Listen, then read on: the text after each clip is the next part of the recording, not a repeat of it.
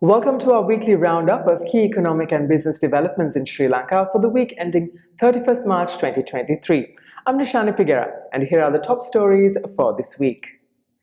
Sri Lanka updates international commercial creditors on next steps. $1.3 billion may be received this year, says a former governor. 450 fuel stations to be privatized as fuel prices significantly slashed.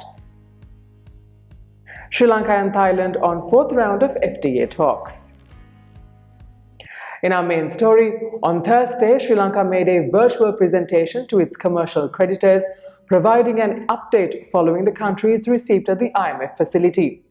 The presentation was to outline the EFF-supported program's objectives as well as the next steps on engaging with creditors. Sri Lanka is under pressure to achieve aggressive targets that have been set to receive further tranches. Among them is a debt restructuring plan to be submitted to the IMF by April, as well as ensuring a primary surplus of 2.3% of GDP by 2025 from the current deficit of 5.6%. According to Dr. Indrajit Kumaraswamy, former central bank governor, Sri Lanka is expecting to obtain around $1.36 billion this year from multilateral agencies, including the International Monetary Fund, World Bank and Asian Development Bank. He noted that $660 to $670 million will be received from two IMF tranches, along with $600 million from the World Bank.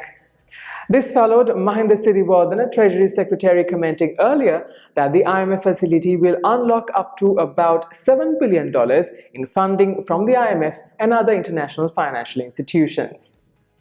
The cabinet approved the lease of 450 fuel stations belonging to the Ceylon Petroleum Corporation. Licenses are to be issued to Sinopec, Australia's United Petroleum and United States RM Parks in a collaboration with Shell plc. The three companies are to be allocated 150 dealer-operated fuel stations each, with the license valid for 20 years to import, store, distribute and sell petroleum products. Such news resulted in CPC unions disrupting fuel distribution at the Ceylon Petroleum storage terminals, resulting in the military and police being deployed for its transportation. Moreover, on Wednesday, fuel prices were significantly reduced, with the rupee appreciation against the dollar being passed on to the consumer. Tourist arrivals to the 26th of March reached 105,714, breaking the 100,000 mark for the third consecutive month. Year to date, over 315,000 travelers have visited the country. While visitors have steadily increased, shaking off effects of Easter Sunday attacks and COVID-19, numbers in the first quarter remains 55% below 2018. Meanwhile, the French adventure trail Raid Amazons 2023 concluded its event. The 250 all-female event was set in Kandy and conducted for over 7 days.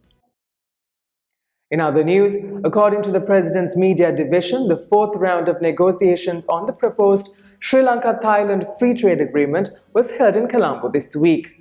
It reported that Sri Lanka's goals for the talks focused on increasing the country's exports access to the Thai market as well as to other ASEAN countries through the Thai market. Reducing existing non-tariff barriers was also on the agenda.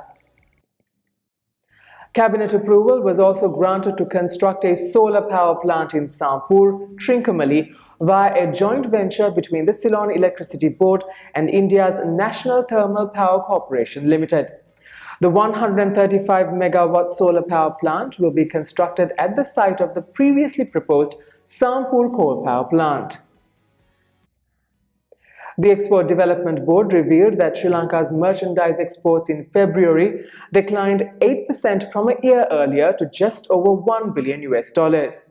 Largest foreign exchange earner, apparel and textile exports decreased 2.3% to $483 million. Tea exports rose 3.7% to $104 million, while rubber exports fell 18%. Overall, exports to the United States and Europe, Sri Lanka's main export markets, fell 21% and 16% respectively. And now let's take a look at the weekly movement of the All-Share Price Index and the S&P SL20 Index at the Colombo Stock Exchange.